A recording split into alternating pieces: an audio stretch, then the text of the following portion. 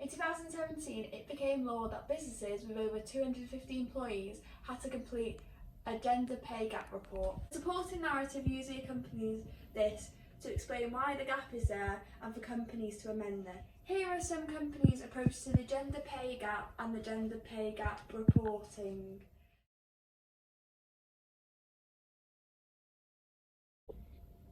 At BAE Systems, they have published a gender gap report every year since the regulations have been brought in. In 2019, the pay gap in the UK was 10.3%, which was 7% lower than the UK average.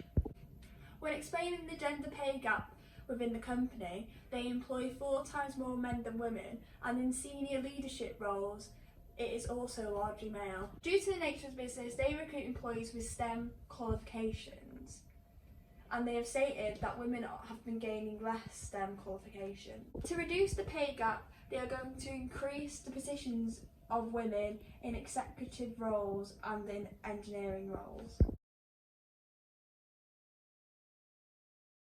In comparisons with BAE Systems, Deloitte have been producing their gender pay gap reports from 2015. In comparisons with BAE Systems, Deloitte produced their gender pay gap report from 2015. This shows how some companies showed the gap because they wanted to, and others required by law. Within the company, the issue was that in senior positions there was a lacking number of women.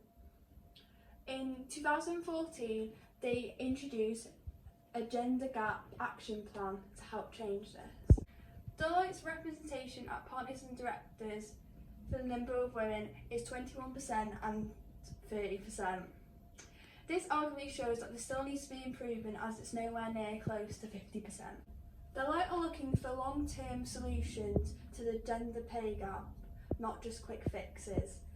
They are continuing to promote women to partner and director roles and senior manager roles.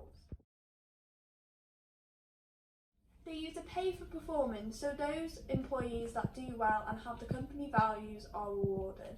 In terms of women in senior roles, this was 32% when they signed the UK's Women in Finance Charter. They aim for 35% in 2023. To increase this further, they are having on-the-job development opportunities to increase advancement. In the pay quartiles of the company, as you increase, the women are the highest in the lowest quartiles, and in the highest paid quartiles, they are the lowest. This shows how the pay gap is mainly between the highest paid quartile, women in this gap being 22% and men 28%. To conclude, although this is only a snapshot of what some companies are doing to address the gender pay gap, there is still a long way to go until the gender pay gap is completely removed. Arguably, it shouldn't be there at all. However, most businesses are on the right track on taking measures on reducing this in their company.